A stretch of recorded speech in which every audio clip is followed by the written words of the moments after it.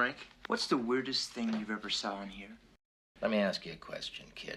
Did you see that movie, Night of the Living Dead? Hey, we gonna party tonight or what? Yeah, we are gonna party. Well, where are we gonna party? I don't know, somewhere. Hey, we could go to the park. Oh, no, we can't. The cops said they'd shoot us if we go back to the park. Yeah, and I ain't in no mood to go tonight. I like death. Greetings, and welcome to Minute 2 of Do You Want to Party, a Movies by Minute podcast for the 1985 groundbreaking horror classic, The Return of the Living Dead. I'm your host, Troy, and Minute 2 starts off with Bert's exit and ends with laying down of a single AFPT in a box. After that, Bert's a joker, which is how Frank describes him. After his departure, who's played by Clue Gallagher, we are left with Frank, played by James Karen, and Freddy, played by Tom Matthews, not Thomas, Tom Matthews, who, as Frank earlier said, he's going to show the kids some ropes. Frank has a clipboard with an order and paperwork on it, and the exploration of the warehouse begins as Freddy is taken on a short tour. So the order is for the St. Louis University Medical School, which I do have the location of because it's an actual real place. Existed at 1402 South Grand Boulevard in St. Louis, Missouri. Now, I'm not 100% sure where the exact location of Unita Medical is, but to do a quick Google map search, the distance between Louisville, Kentucky, and where this movie takes place, and St. Louis, it's a 4-hour drive headed west. And I believe a little later on we're going to figure out who's has to do that delivery. Now, one other thing about the distance between the two locations is at the time of researching this, there's you look on Google Maps, there is a caution that states that the route may be affected by flood warnings. And this is what the warning is as July 6th, 2024, just in case you want to reference when this is being recorded, and that the fact that it might take you a little more than 4 hours because of flood warning. So as the camera pans along the opposite side of the shelving as Frank and Freddy are walking by, we do notice that there's an attempt to hide a giant Coke machine, which is clearly, obviously, an old school canned Coke machine. It's the right Coke red, and the actual giant sign where it has Coke has got two giant pictures covering most of the sign, but you can still make out the traditional white wave line that is part of the symbol. But so as the camera pans a little further along, we do encounter in the foreground, which is slightly blurry because the camera is obviously focused on the far end of the shelving, but we can see several items that do get explained later on, but some of the things that don't, which bring up some sort of curiosity to myself, is that on one of the shelves there is a grouping of quite a few clear bottles of that are actually jars that are filled with either a pastel colored paint or powders in it, and unfortunately we don't get an explanation of that. And one of the other things that actually stands out as the camera comes to almost its final point, where it points down the one aisle where Frank and Freddy are having their conversation, there is a couple of also clear jars that are filled with liquid that seem to have either some sort of eels or snakes or some sort of large worms inside of them. There's about 3 of them, and you can just make it out because, again, it is blurry because it's more closer to the camera, but it's just a curiosity of what is actually in those jars. Now, as we go through the conversation about what they're about to do, which is filling an order for the medical school, where they are requesting a couple of skeletons to be shipped off to them. Now, during this whole entire sequence, we have a back and forth conversation between Fred and Frank, as Frank describes what is actually on it. Now, at the very beginning of this, he actually explains that the school needs 2 adult females with perfect teeth. And then as he breaks it down to say, hey, so we come over to the skeleton section. We go to the A section for adult. And then we go for the F. We have it for F for M and F for, and then of course Freddy finishes at the same time saying female. Very good. And then when Frank brings up the fact that then we need PT, and then he says, I suppose you think that's pretty tough, which is kind of weird because just a second ago he had said that they were perfect teeth. Then Freddy again also finishes off saying, hey, there you go, perfect teeth and all that. So it is 2AFPT. And after selecting one that matches the asked for criteria, they proceed to box it up for shipment, laying down the Excelsior, which is the curly sort of hay-looking plastic or straw that gets placed into it. And it is at this precise minute when Tom Matthews turns his back to the camera and bends down slightly that you can see a classic fashion staple of the mid-'80s. Tom is sporting a tiny little bleach blonde, because his hair is not I mean, he does have blonde, like light hair, but he has got a blonde rat's tail that's about 3 or 4 inches at the very base of his hairline at the back of his head. And it's again, I don't know if I had noticed it before, but of course you don't notice this sort of thing like going minute by minute. It stands out because you're looking at the scene over and over again and you're like, wait, is that, he's got a rat tail. Now it's not like, it's just the hair hanging off there. It's just a tiny little bit, because the sides of his hairstyle is shaved, and of course it's under a cap right now, but the little blonde, and it is a very light blonde coming out from the bottom. It's just a fantastic staple to have seen. And to be truthful, it might have been around this time that I myself was sporting a rat tail, because I was that type of kid. It was between my it was at the beginning of me starting to grow out all my hair, sort of thing, or I might have been growing it a little bit, get it cut off, and then but kept the rat tail, and then at that point grew the rest of it out, because then I started doing personal goth stuff and all that sort of thing. Or really wasn't doing goth, but I was dyeing my hair and whatnot, so I guess it was kind of goth, but not really living the goth style. I just did the goth look, sort of thing. So yeah, so a bit of a poser.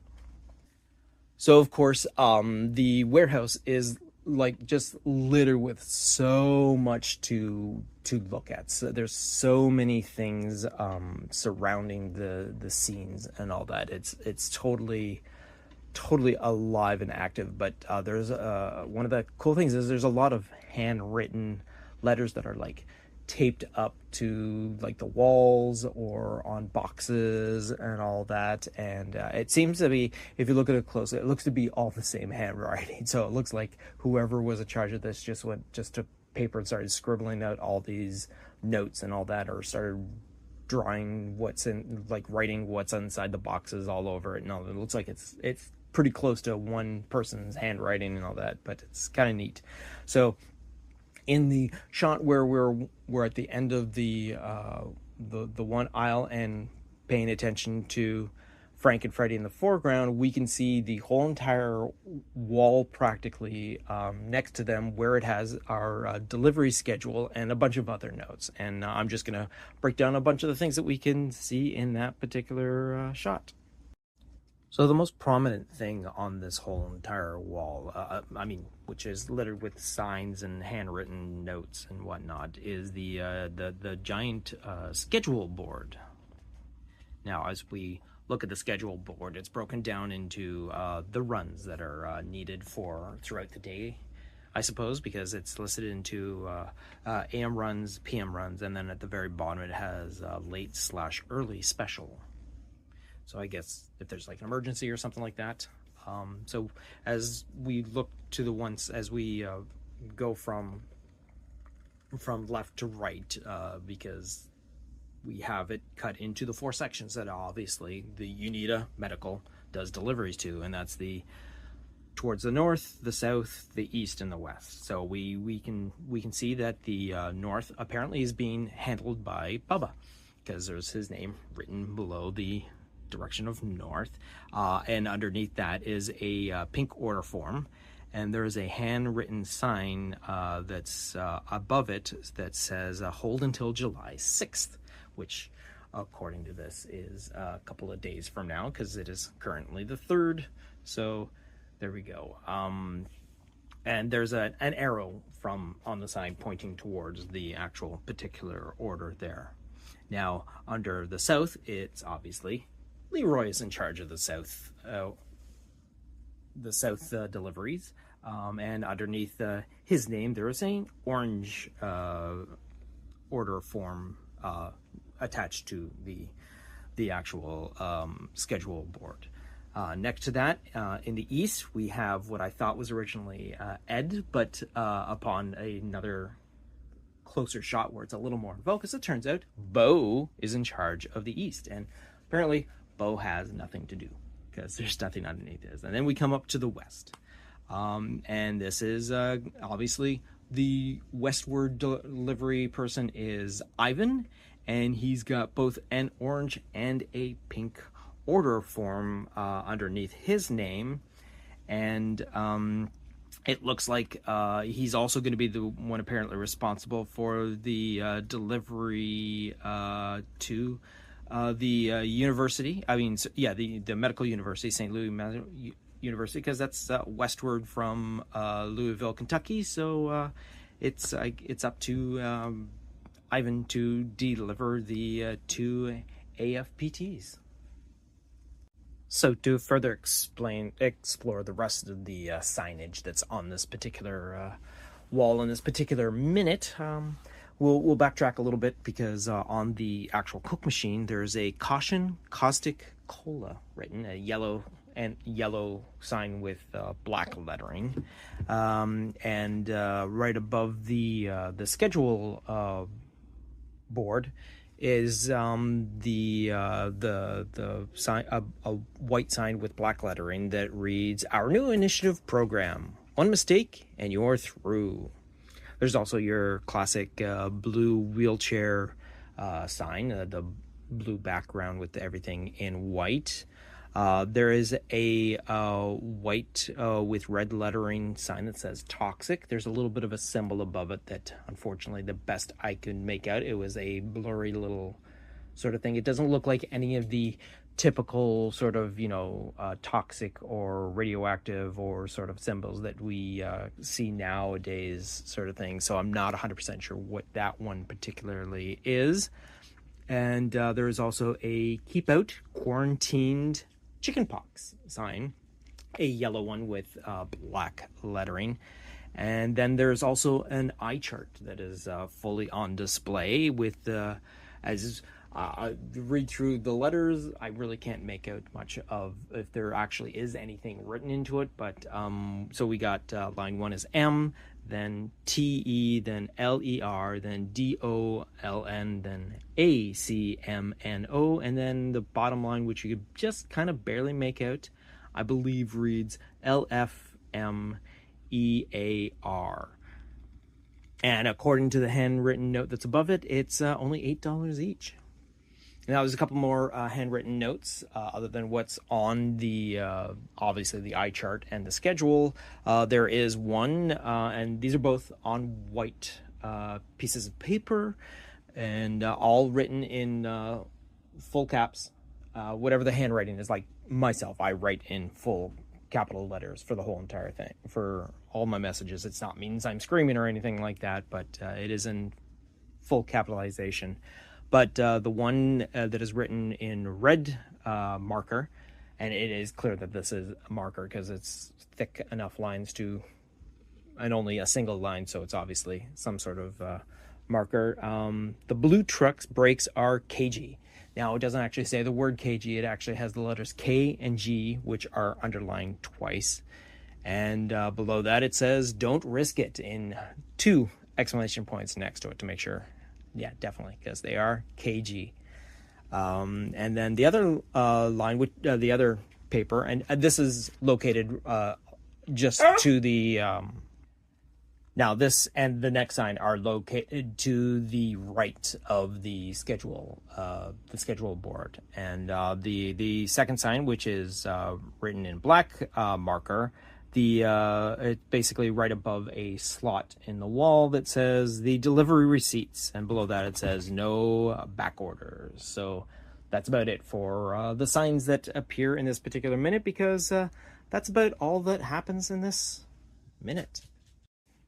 According to the script, which is a story and screenplay by Dan O'Bannon, revised in October of 1983, based on the story and screenplay by John Russo, Rudy Rickey, and Russell Steiner.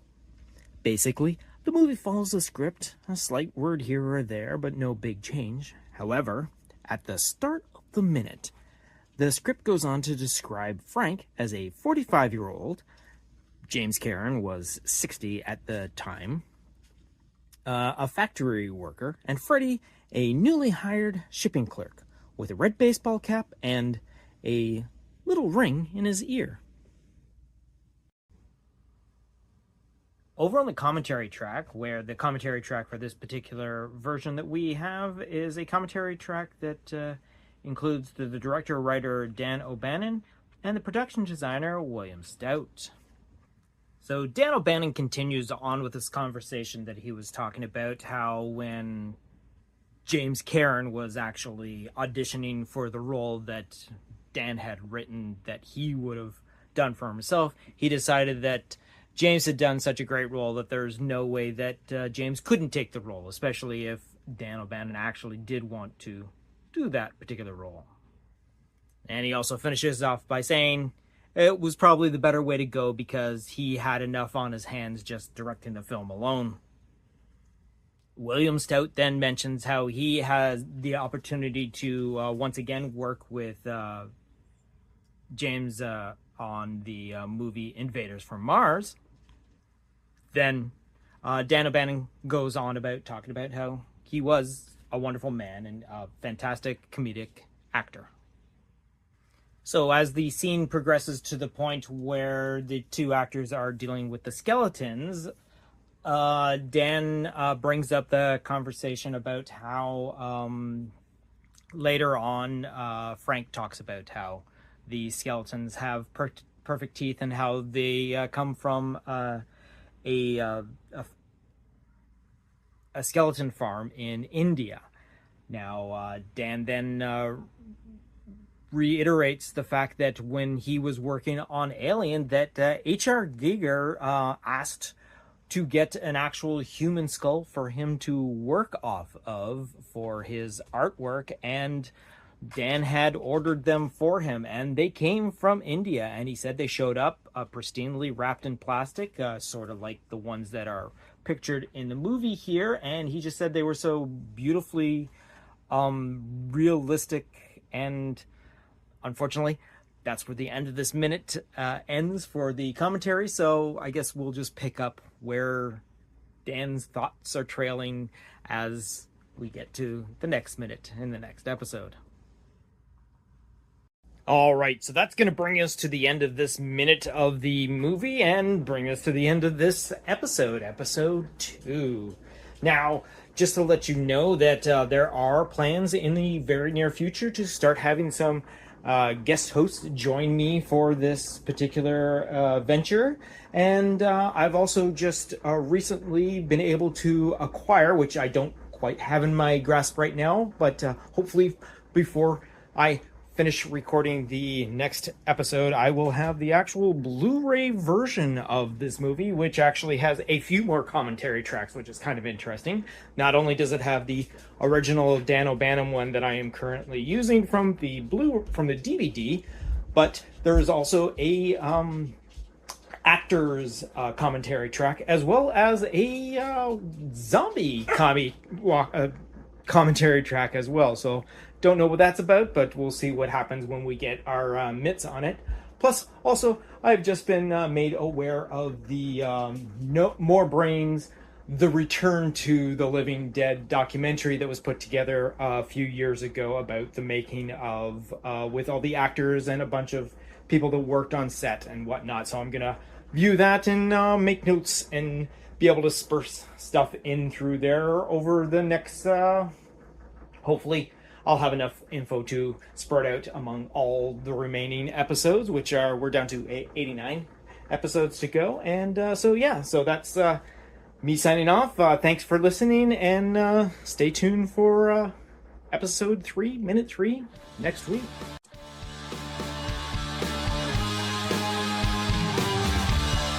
You've just been listening to a Planet Geek production of Do You Want to Party? A Movies by Minute podcast of the 1985 The Return of the Living Dead.